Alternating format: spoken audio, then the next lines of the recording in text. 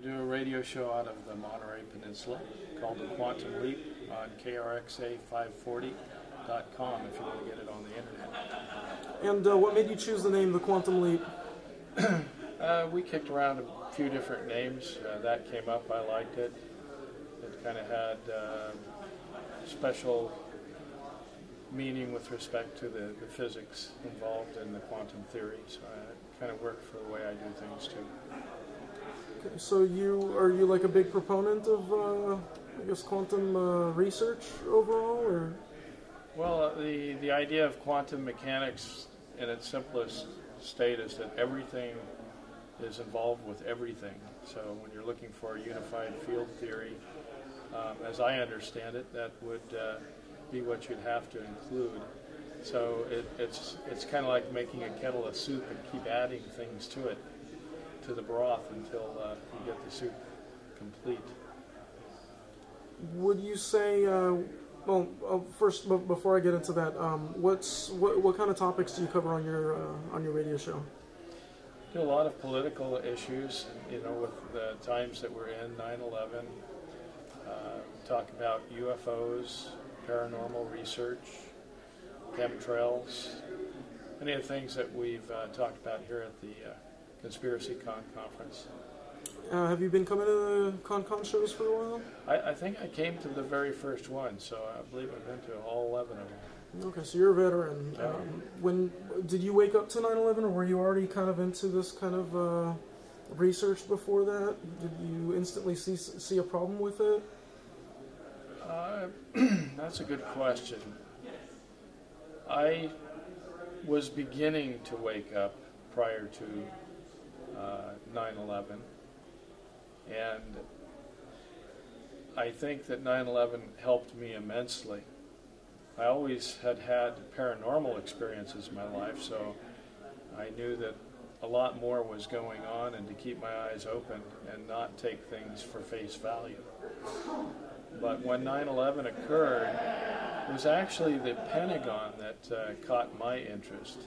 Pretty much bought into the towers coming down, but the Pentagon, when it first came on the news, and I was covering it from 6 o'clock in the morning, West Coast, I taped everything, and they talked about the Pentagon having been attacked, but didn't show it for about 20 minutes. And when they did show it, they only had it on for 7 seconds, and all you could see was smoke. And I kind of thought maybe that's a smoke screen. So I stuck by the TV for the next over an hour, and when they came back with coverage, it was close to an hour later. And they only had it on the screen for 46 seconds. So that's all we saw. That's all we ever got to know about the Pentagon, at least in Monterey. And for 46 seconds, they had the whole bottom half of the screen blackened out. So all you could see was the roof line having caved in to this point, and then no debris field, no airplane, just the rubble from the cave-in of the roof. So it was suspicious to me that they had blackened out the bottom half. I didn't know why I was suspicious of it. I didn't put it together that, hey, you never saw a plane. But I knew I had to ask questions about the Pentagon. So it was 5 years later that I finally got someone who says, oh, you want to know about the Pentagon? I've got a DVD for you to look at, some pictures. So he had a picture of the Pentagon with the original 16-foot hole at the base of that. The roof was still not caved in. So here we had something that certainly could have been a missile having gone through, or some kind of a explosive device, and not an airplane. There was no debris. There was no airplane. And so that questioned the entirety of the 9/11 episode. And we'd already heard a lot of other strange stories. But that was what brought my interest into it. I think I learned more about the Pentagon 5 years later than I'd ever heard about Building 7, which is across the street. So once you've put some time in, so I would say from 2004 until 2007 or 8, I put in over 10,000 hours looking at every DVD that I could come across, talking to anybody that would talk to me, finding out who the researchers were in the field and making contact with them. And it was Sophia Smallstorm, I believe is her name, who was here today. She put out a DVD called Mysteries of 9/11. And in that film, that came late in my research, which was actually a good thing because it kind of kept me in the hunt. But in her film, it shows the towers from various angles as they were being filmed, from picture angles that I had never seen before. And it answered one really big question that was stated over and over but never clarified in other films, and that is, why are the towers blowing up and out? Now in her footage, you see as the towers are coming down that they're also blowing up and out, making a mushroom cloud. So that brought me back into the fold to look for the explosives or some other device that was actually part of the Twin Towers as they were coming down. And then most recently, Dr. Judy Wood has come out with her book, Where Did the Towers Go? And she looks at this phenomena as dealing with a directed energy weapon. I think as time continues, that's the direction that we're going to find probably the truth of what happened, and that's going to take us back to the truth of who did this. Have you looked into ClimateGate? ClimateGate, with respect to, no, not so much the term ClimateGate, no. Well, there was these emails that appeared. We're still not too sure if it was hackers or if they were leaked from the University of East Anglia in Climate Research Unit in England, where some people were. Well, some of the emails indicated that the researchers saying that global warming is not caused by anthropogenic, or basically by humans. The hockey curve or something? Yeah, hockey stick, Michael Mann's hockey stick. There were 1,000 emails, over 1,000 emails. There were about 2,000 documents also, which some people indicate is how the data was skewed. What's your take on global warming? Because you seem to have a very very broad zoom out approach to, as evidenced by the conversation we had earlier, where you seem to kind of look at everything, take everything into consideration, versus just using the shotgun approach here and there. So hopefully you can shed some kind of wisdom on. Well, thank you. I feel that that's the way we should be looking at this. You can't look at it from the narrow perspective. If you did, you'd make conclusions that didn't include other evidence that's contradictory to your conclusion. So you want to find contradictory evidence for your conclusion. You've got to keep looking for more and more. Ideally, the way to grapple a problem like this is to keep asking questions, and they become unanswered questions. It's like constructing a puzzle with all of the pieces but not knowing what the puzzle looks like. So as you get pieces that fit together, you still have pieces that don't seem to go anywhere, have lots of questions on those pieces. But as you continue to build and answer some of the questions, the pieces begin to fit. It's a puzzle. I kind of liked puzzles when I was a kid, I guess. But directly on your issue of ClimateGate, I do a radio program at a station that calls itself a progressive radio station. I think that's unfortunate.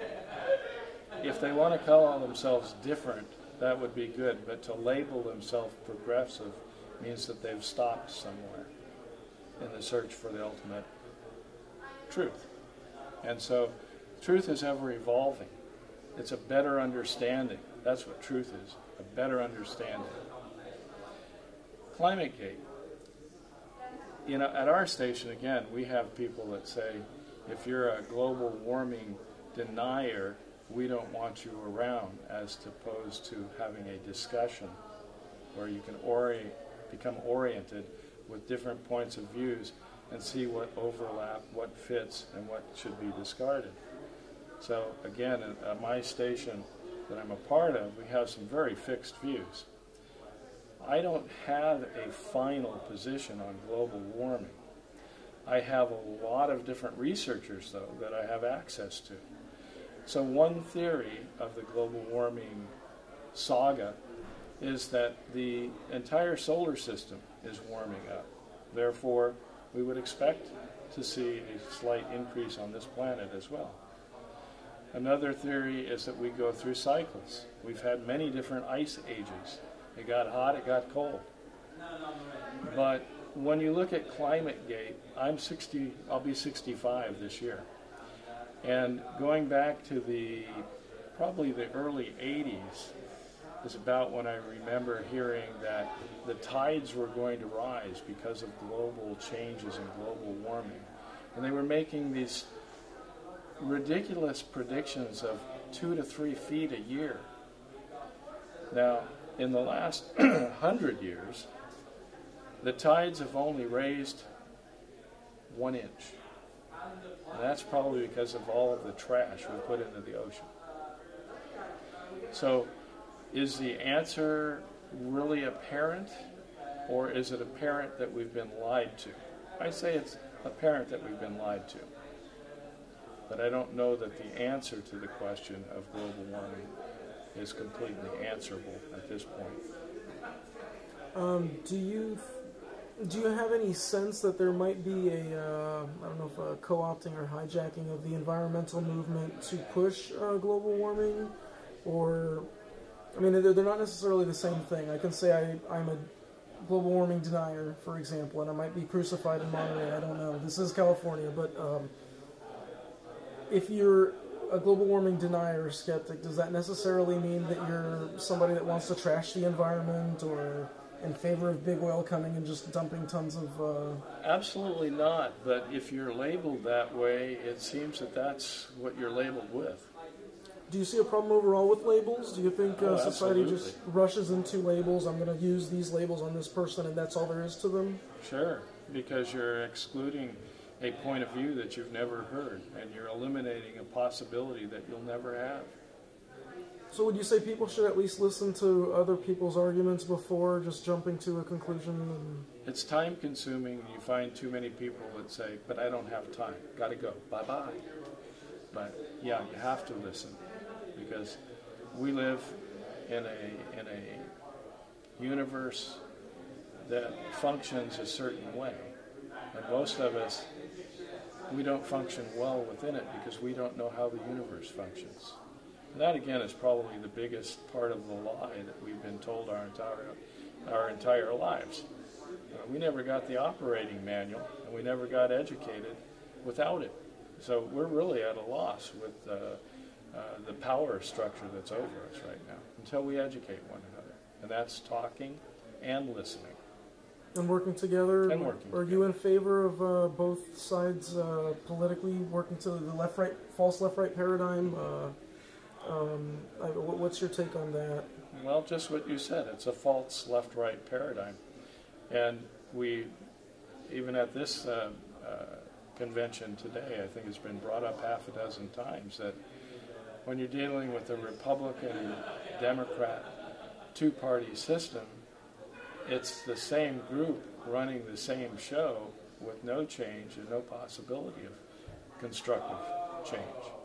A two-party system is a one-party system. And a republic that has democratic leanings is as close to a democracy as we've ever had, and that was quite a number of years ago. That type of a political scheme, a republic, has representatives and a leaning towards fascism. So keeping a democracy is up to the will of the people. And as we've seen over the last 30, 40 years, the people haven't had the will to stay involved and keep things on a democratic basis. What do you think is the biggest issue at keeping everybody divided? I mean, obviously there's divide and conquer, which is employed by the establishment, but what is some people say it's the UFO issue, some people say 9/11. What would you, in your wisdom, which obviously you have, like I said, you're looking at it on a very global scale. You're looking at everything, kind of Google Earth. Let me see the whole picture. What would you say is the biggest issue that is keeping people divided from banding together and going for the true, the man behind the curtain? The biggest issue is that we've been lied to for so long that we're in denial that we've been lied to for so long. And the consequence to that is that we're basically ignorant of what reality is today. So we've been given something to replace reality, and that's a false reality. And I can speak to that from the best example that I've experienced thus far. I can tell you that I was frightened to death for about 15 minutes when I found out that my computer screen had been taken over. That what I was looking at on the computer screen from the website that I was on was not what I would see if I went to a different computer and went to that same website. So specifically what I'm saying is that the internet right now, the government controls everything. They control the internet. They control the computers that we work with and the screen images that we have. And they can put something up that isn't real. In this case, I was blogging stories in our local Monterey Peninsula newspaper. And so I'm emailing back responses to their stories that go on a blog. First thing I noticed is that some of the comments that other people had made were missing. They were all labeled, so there was 1, 2, but 3 and 4 were missing. And there was my number 5, but the next day when I went back, my number 5 was missing too. So we were getting a reality screen that eliminated half of the comments, the half that they didn't want because they didn't portray the propaganda that they wanted out of that particular story. Ultimately, although my comments were missing, I started blogging lots of comments. And eventually, they put all my comments on. When I went to a different computer, none of my comments were there. They had created a reality screen specifically for me. And they can do the same thing for you. So when I figured that out, I had a rush of fear. And then I said, wait a minute. These guys are trying to trick us every which way they can. It's time to face our own fears, and I thank them very much for that opportunity. But our computers can be used against us to create a reality screen. Do you think that our media is purposely mortal? I mean, whether you're talking about a DVD, a USB flash drive, a newspaper, it has a very finite lifespan. It's definitely not like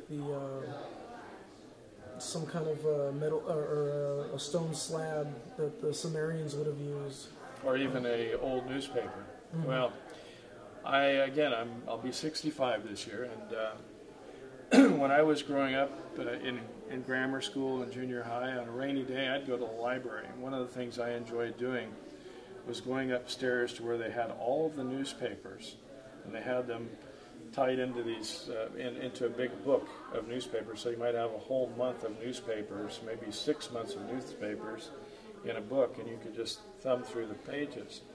Well, I went through about 20 years of the newspapers. One of the things that I noticed was that there were events that came through the news that were in cycles of about 7 years. One of those had to do with water and dams on the Monterey Peninsula. But every 7 years it would cycle back into the news and out of the news. Now, when you're dealing with internet stuff, that can be disappeared. When we had the hard copies of the newspapers, you could go back and you could research it. So again, we're entering this 1984, the book, period of time, where, or Fahrenheit, where books are being eliminated. Just think of people right now who are being displaced from their homes. Their books are going by the wayside. We are going to be deprived of all of that information very shortly. And what ends up going back onto the screen of the computer may not include subtle phrases like 4 feet are good and 2 feet are bad from Animal Farm. It may simply say, and the animals decided to stone the black sheep.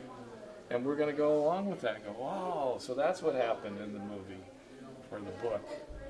And we're going to be missing things that through time have proven to give us a valuable perspective of reality. Again, reality screen right now. It's a personal reality screen that they're offering us. So that gets back to your question. I don't remember exactly how you phrased it, but there's a man, Edward Bernays. Okay? We go back to the turn of the century, 1920, 30, 40, 50, where the term propaganda was a term that was understood and used, and whether it was popular or not in the terms of propaganda being bad, it started out as a term of how you propagandize things and people and create realities that are alternate, different from the way people used to think about something. One example was how Edward Bernays created smoking amongst women as an acceptable practice. So this propaganda can be used in the marketplace to change masses' opinion. Now, it became that the word propaganda took on a bad meaning because we had communist propaganda, we had political aspirations of how propaganda was being used against us. And then the term kind of disappeared, except in the context of communism and the propaganda of communism. We became that duality that you were talking about but in the form of Republican Democrat. Now it was Western world, Eastern world. I wasn't allowed to high jump using the Eastern roll. I had to use the Western roll. And ultimately I didn't like either one because I did the Bob Oliver high jump roll. But Edward Bernays, with the term propaganda, changed the face of the world in a very short period of time. And today we use the word public relations in every aspect of our lives when we should be using the term propaganda because they equate to mean one and the same. Public relations, propaganda. For those who don't know how it was made acceptable for women to smoke, or how that was pushed to the female half of the population, how exactly was that? What was the trick that was used, or the method? You got a bunch of ladies that looked really hot and put cigarettes in their mouths and made them come on board and say, "We're going to smoke." And the rest of the women said, "Yay!" And my mother died of lung cancer at 67. Sorry to hear that. So we've done a lot of dirty things while we've been alive, but it's made it quite interesting. And I could leave you with one thought, and that was my Uncle Frank, who said not to take it so seriously because none of us are getting out of it alive. Somehow I think he was on to something. Definitely. Do you have is your show available on streaming? Yes, it's krxa540.com, and then click on the tower. It's only good for live broadcasts, and they're Saturday night from 9 to 11 p.m. West Coast time, and Monday evenings at 8 p.m. Okay. And do you have any books that you've written or movies that you've made? Or No, what I've done is I've had a lot of interesting experiences in my own life. I try to be positive with everybody, including the Illuminati. But the function of my work and the program I do is to support those who have had the stamina, if you will, and the desire to follow through their dreams of writing their books, producing their DVDs, and getting the truth out. They're as much of a truth seeker as I am. And I met with Ed Grimsley in 2007. For those of you who don't know who he is, go to his website, edgrimsley.com. Ed's a family member of the Eisenhowers through Mamie Eisenhower. She was a Grimsley. And she and Ed's grandfather were first cousins and agreed to be truthful their whole lives and tell each other all the secrets of the world. So she told the Grimsleys that we had had alien UFO contact back in the 50s during the Eisenhower administration. In his own right, Ed had seen several sightings on his own. And then in 1996, he found that you could see UFOs with night vision goggles, and he bought his first pair of PVS-7 night vision goggles. That's a third-generation military-grade night vision. And so he was at one of the UFO conferences here in Santa Clara back in 2007. And at that time, he offered people the opportunity to look through the night vision, and I did. It was very cool. I saw birds and airplanes. I didn't see any UFOs that night, but other people claimed that they had. I got Ed's phone number. He came to Monterey in late October, last week of October, took me out in my backyard, and 15 minutes later, I saw UFOs. So I encourage people to go to his website and check this out. But I make the statement that we can take you out. You can look into the sky through a pair of third generation night vision, see spaceships that the government's lying to you about. Apparently, the universe is full of life, and that we are being visited, and the 80 million people in this country alone that claim to have seen UFOs are telling the truth. And the government, on the other hand, is lying to us about everything. They'd never do that. No. Ever. There's Rothschilds right now and Bilderberg types that are just thinking about, how can I improve Bob Oliver's life? And oh, most definitely.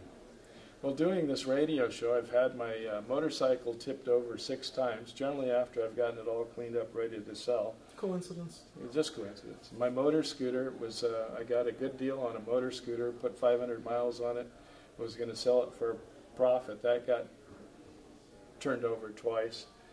I sold it for a loss. So most everything that I've been doing over the last period of time has been at a financial loss, but hopefully a gain for the world, because the truth really needs to rise to the surface right now. And we all need to be a part of it. We all need to realize that we're one with this planet, one with each other, and that we could accomplish a whole lot more if we were positive achievers as opposed to negative achievers. Sky's the limit. We've got space to get out into and new worlds to go see. Evidently, the Illuminati is going to do that without us, or so they think. No way. No way. That's no what way. I say. Wait for me. Yeah. I've got a really good story I can tell if we have time. Oh, yeah. All right. When I was in 3rd grade, by the time I was in 3rd grade, I'd been drawing pictures of space stations and rockets, and I had my own theories on how to, jet propulsion and things would work. And my 3rd grade teacher wanted an essay on what we wanted to be when we grew up. So I said, I want to be an astronaut. I wrote a paper talking about how we would get rockets out into space in orbit and create a space station. Then more rockets would come up, and we'd build a bigger rocket. We would refuel this rocket, and from space it could leave with a lot of fuel on it and go to another planet. And my third grade teacher, when I read this paper in front of the class, she laughed and she laughed and she said, "You kids with your imaginations." Well, that was 1956. We hadn't had a rocket into space that we had been told about. We didn't have satellites in space yet. We were told that UFOs were swamp gas. We already were being lied to about everything. And so in the bicentennial year, which was 1976, I got an invitation from my third grade teacher to be the guest of honor at her open house. And when I was in her class, when most of the kids before me had been in her class, she did Hopi Indian and Hopi Indian prophecy. We built pueblos and we practiced squashing acorns for cornmeal. And the whole thing had changed, though. I went into her classroom, and from ceiling to floor, it was everything about space and exploration of space. And so I was honored in that way. And then in early 2007, she passed away. And I went to her home and met her family, told them that I was one of the students. And eventually the conversation led to my interest at the time, which was before I had seen a UFO with the night vision goggles. And I talked to them about UFOs, and I asked if they'd ever seen one. And they looked at each other rather strangely, like, should we tell him? And then they said, well, come on to the living room. We sat down, and they told me the story about how their mother had seen a UFO. It had landed in the lot across the street, which was vacant in those days. I didn't get the exact year. I'd say it was probably 1970 to 80.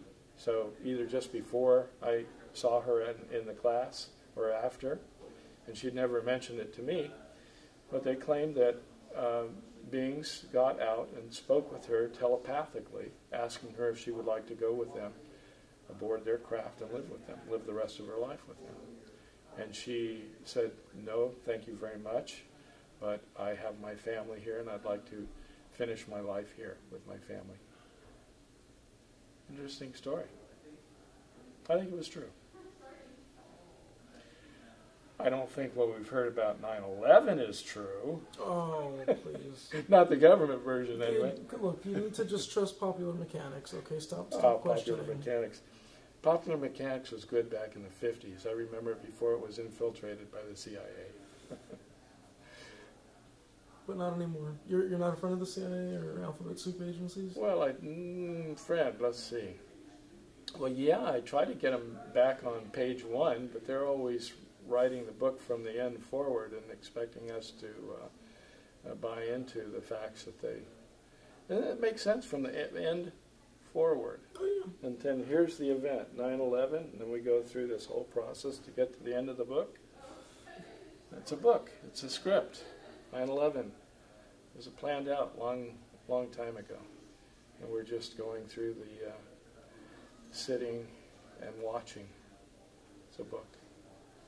Well, thank you for everything that you do, and thanks for being, there's a saying, speak the truth even if your voice shakes. Obviously, you're in this, you're one of the angels on that side, so thank you very much for all Frank, your work. you are one also, so thank you very much.